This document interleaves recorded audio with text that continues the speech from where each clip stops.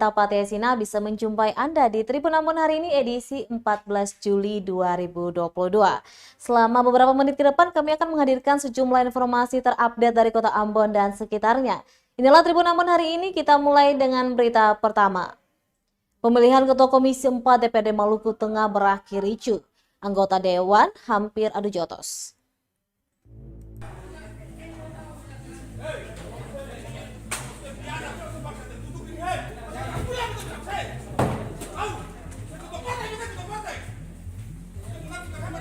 Pemilihan Ketua Komisi 4 DPRD Kabupaten Maluku Tengah pada Rabu 13 Juli 2022 berakhir ricuh hingga nyaris terjadi adu jotos.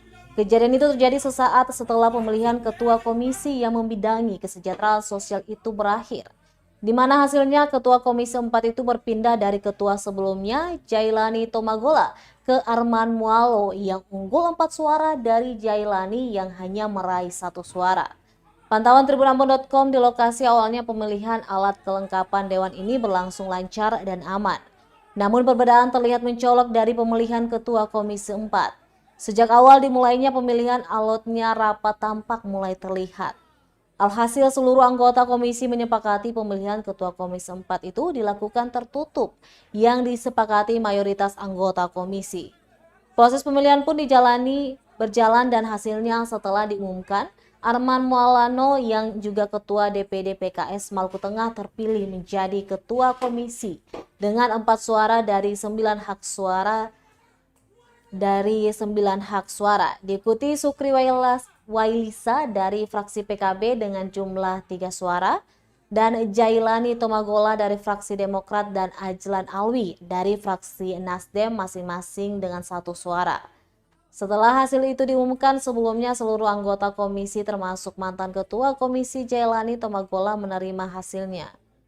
Namun pada akhirnya terjadi keributan lantaran Tomagola merasa ada pihak yang dinilai berkhianat terhadapnya.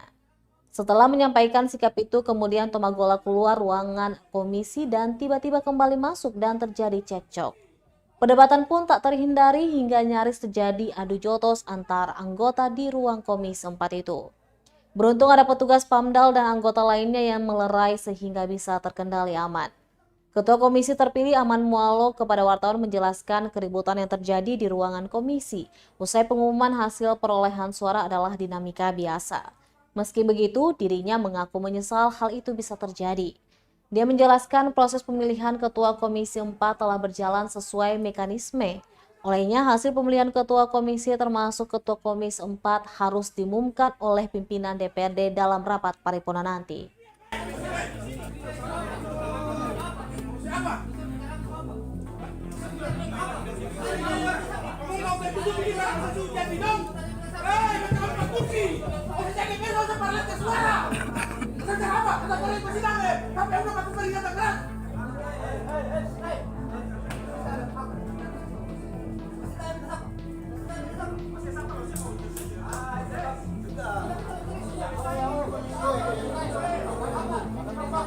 Tribuners PJ Bupati Buru Jalaluddin Salampesi minta maaf sebut wartawan biadab. Penjabat Bupati Buru Jalaluddin Salampesi akhirnya menyampaikan permohonan maaf atas perkataannya yang menyebut wartawan biadab.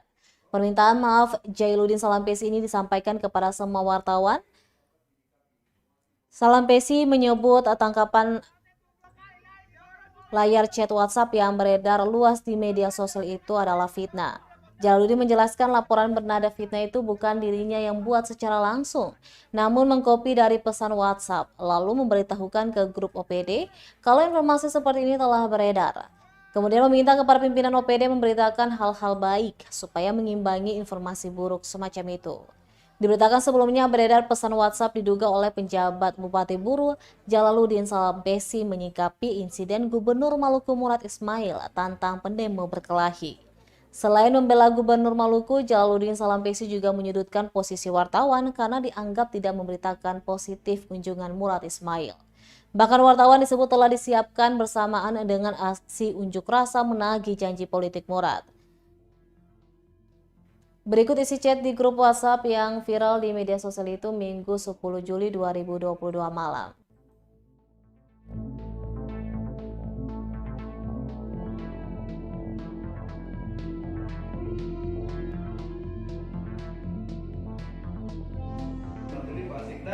tolong muat berita-berita baik. Jadi jangan informasi salah satu contoh berita buruknya, salah satu fitnah yang beredar itu ini. Nah inilah yang kemudian menjadi yang kemudian bisa bocor keluar. Kami juga menyesalkan kok kenapa internal kita itu hal-hal yang bersifat positif bisa diberitakan keluar. Tapi kami menyadari sungguh bahwa memang hal-hal yang kemudian tidak bisa dikontrol. Ya, hal yang kemudian tidak bisa dikontrol. Untuk itu kami sangat berharap pimpinan-pimpinan OPD dapat menyikapi informasi-informasi buruk seperti yang sudah terjadi, dan kemudian kami tidak mengatakan siapapun. Masa ya Allah, astagfirullahaladzimnya, kita menjustifikasi seseorang dengan kata-kata atau mau mengintimidasi atau ini sama sekali tidak ada Bapak ini. Jadi kalau itu diterjemahkan seperti itu, di kesempatan ini kami mohon maaf, tidak ada niatan sedikit pun. Jadi contoh hal-hal yang tadi itu mohon untuk bisa kita informasikan kepada seluruh teman-teman semua bahwa pemerintah Kabupaten Buru, terutama saya sendiri selaku pejabat, tidak memiliki pemahaman, pengetahuan atau berkata-kata buruk seperti itu. Jadi dari hal-hal yang buruk itu kami mendorong pimpinan-pimpinan OPD untuk memberitakan hal-hal baik.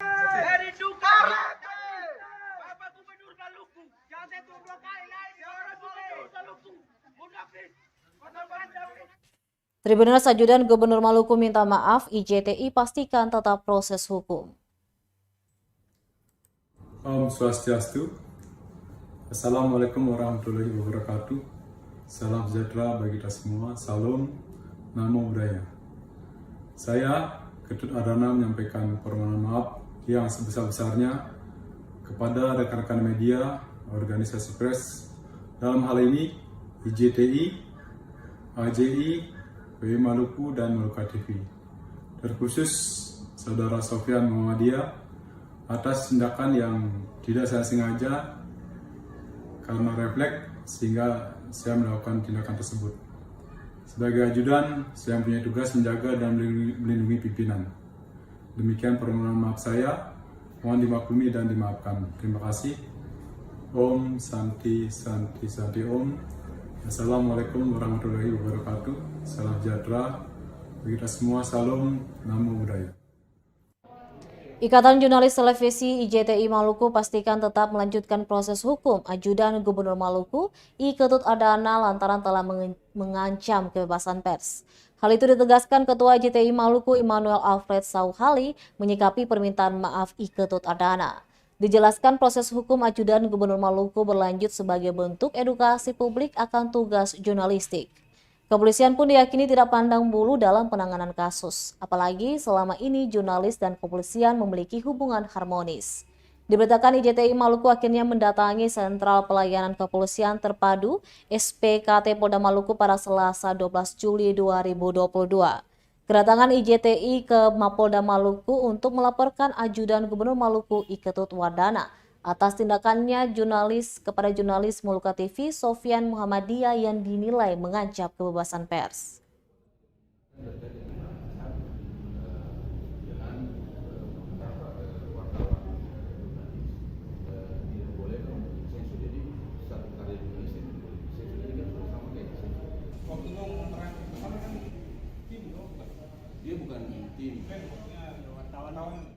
Beralih ke berita selanjutnya, arus lalu lintas sepanjang Jalan Jenderal Sudirman Rijali Ambon sempat macet total. Arus lalu lintas sepanjang Jalan Jenderal Sudirman hingga Rijali, Kota Ambon macet total pada Kamis 14 Juli 2022. Pantauan tribunambon.com pada pukul 1:30 siang hari waktu Indonesia Timur, kemacetan sudah terjadi mulai dari depan Maluku City Mall MCM menuju pusat kota. Kepadatan kendaraan bermotor itu hanya terjadi di satu ruas jalan saja. Sementara di ruas jalan menuju kawasan Poka terpantau ramai lancar. Randy Saputra, salah seorang pegawai swasta, mengaku terganggu dengan kemacetan tersebut. Menurutnya ini merupakan salah satu kemacetan terparah yang pernah dia alami di Ambon.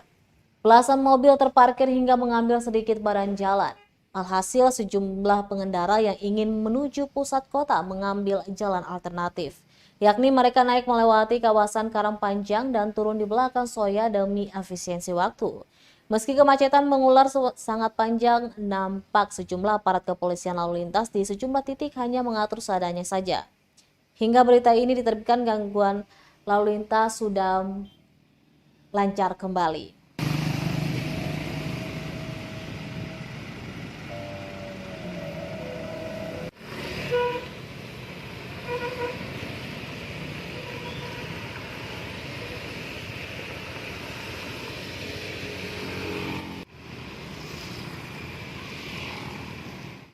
Tribuners harus waspada, jalan berlubang di Gunung Malinta, Ambon ini membahayakan pengendara.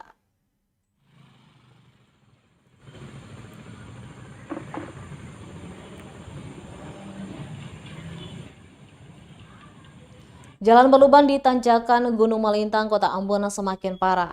Menurut warga setempat, jalan berlubang di kawasan menuju Gunung Malintang itu sudah setahun tak diperbaiki. Kondisi itu dikeluhkan warga lantaran kerusakan sangat mengganggu kenyamanan berkendara. Tidak jarang pengendara roda 2 nyaris terjatuh saat menghindari lubang. Salah satu warga, April, kepada tribunambon.com menyebut jalan tersebut sudah 1 tahun rusak dan tak kunjung diperbaiki. Selanjutnya, saat hujan deras, jalanan menjadi licin sehingga semakin rawan. Warga pun meminta pemerintah Kota Ambon segera memperbaiki jalan rusak dan berlubang itu.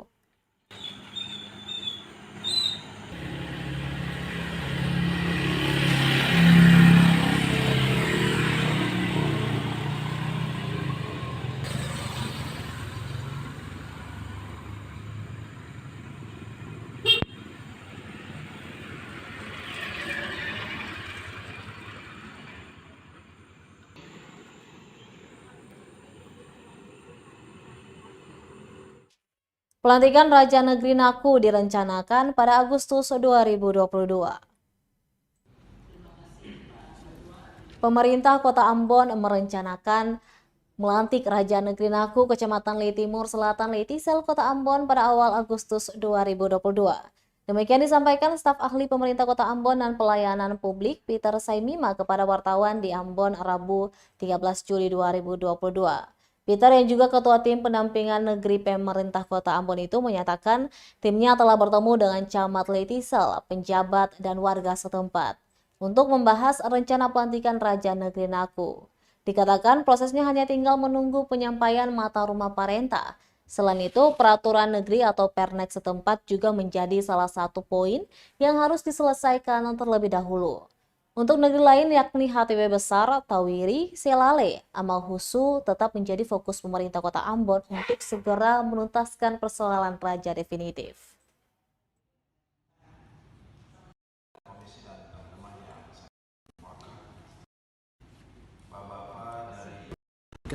Kesenangan bagi semua. Pasti ada yang tidak suka. Tetapi sejauh keputusan itu dia berlandaskan kepada aturan dan tidak keluar dari aturan, tetap kita lakukan.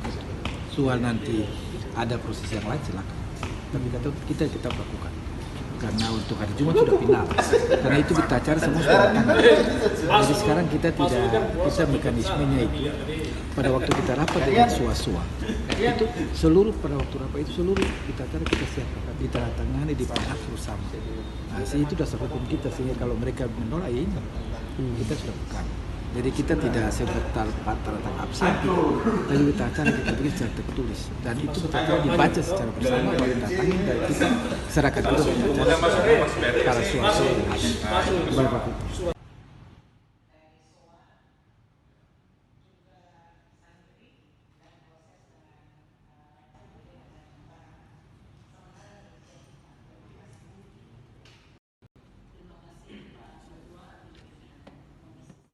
Tribuners 38 tahun menanti, negeri Urmesing bakal punya raja, September dilantik. Pelantikan Raja Negeri Urmesing, Kecamatan Sirimau, Kota Ambon direncanakan pada September 2022 mendatang. Pelantikan Raja Negeri Urmesing baru bisa mendapat titik terang setelah 38 tahun lamanya terkandas persoalan penetapan Mata Rumah Parenta. Hal tersebut disampaikan Ketua Komisi 1 DPRD Kota Ambon, Jafri Taihutu, Rabu 13 Juli 2022. Menurutnya, dari penyampaian pejabat negeri Unmesing, tarik ulur mata rumah pemerintah telah selesai. Peraturan negeri atau Pernek pun sudah disampaikan ke pemerintah Kota Ambon. Ia menyampaikan jika nantinya ada penolakan dari warga setempat, maka akan dikesampingkan terlebih dahulu. Terpenting pemerintah kota melantik dulu raja definitif, supaya tanggung jawab pemerintah kota selesai perlahan. Ditambahkan selain masalah raja di Urmesing, Komisi 1 juga berfokus untuk beberapa negeri lainnya, misalnya Paso, Batu Merah, Laha, dan beberapa negeri lainnya. September itu raja definitif di Urmesing udah ada, ya sudah ada karena penetapan mata rumah sudah kan tadi disiram, ya kan tadi disampaikan tadi satu, yang kedua peraturan negeri sudah disampaikan di pemerintah Kota Ambon, ya Pernek. Tinggal hari Jumat ini mereka dilantik sebagai sendiri negeri, tinggal sendiri lagi melanjutkan apa yang telah ada. Nah, untuk kedua negeri Paso dan Batu Merah karena masuk di ranah hukum.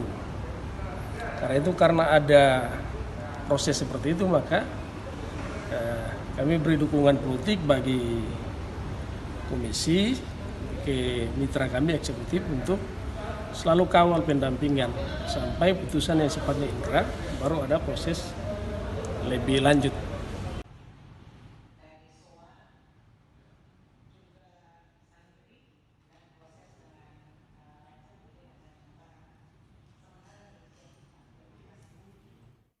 Tribuners, kita beralih ke berita selanjutnya. Cuaca buruk, harga sayur di Ambon melonjak naik. Harga sayur di Pasar Mardika Kota Ambon melonjak naik. Hujan deras dan angin kencang membuat hasil panen petani tidak maksimal.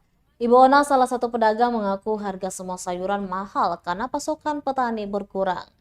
Harga sayur kangkung misalnya, jika biasanya diambil dari petani hanya Rp4.000 per ikat, kini melonjak mencapai Rp12.000 per ikat. Akibatnya, lanjut dia, satu ikat sayur itu kemudian dibagi menjadi 3, lalu dijual dengan harga Rp5.000 per ikat. Hal serupa juga terjadi pada sayur bayam yang biasa satu ikat Rp15.000, kini menjadi Rp20.000. Kemudian sawi biasa yang seharga Rp5.000 menjadi Rp10.000 harga jual dari petani. Tak hanya itu, sayur daun singkong alias kasbi dan sayur katok juga biasa dijual Rp3.000, kini menjadi Rp5.000. Diakuinya meski sayur mahal saat ini di Pasar Mardika, tetap masih banyak warga yang datang berbelanja.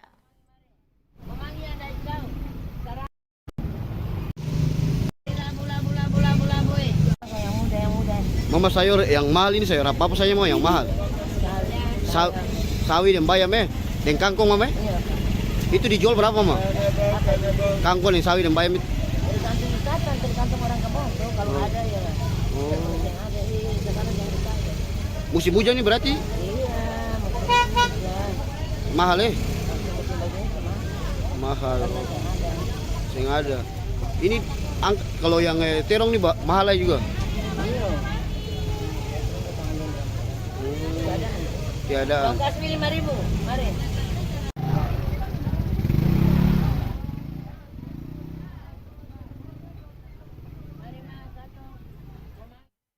Sejumlah komoditi alami lonjakan harga. Bawang merah di Pasar Mardika tembus Rp70.000 per kilogram.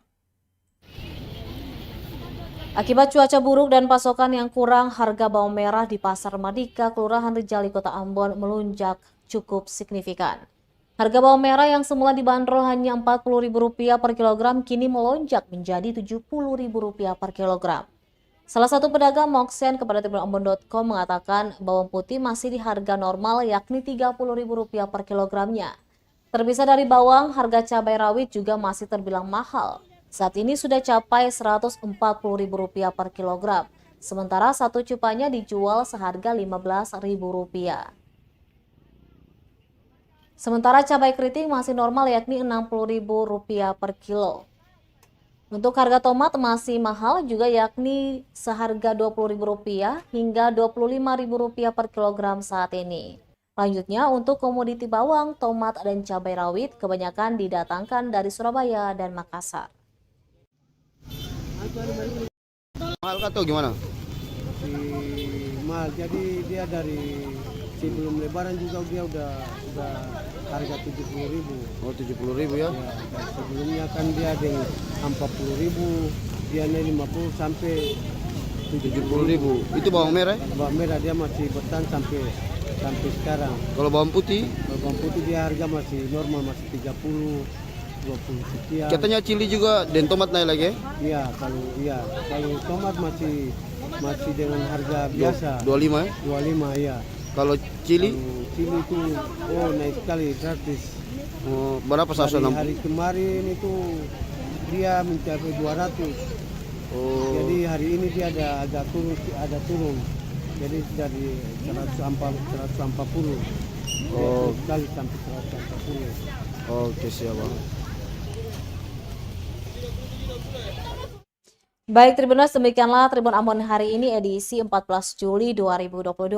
Saya Tarinta Patesina beserta tim redaksi yang bertugas undur diri. Sampai jumpa lagi dan amato. Terima kasih sudah nonton. Jangan lupa like, subscribe, dan share ya.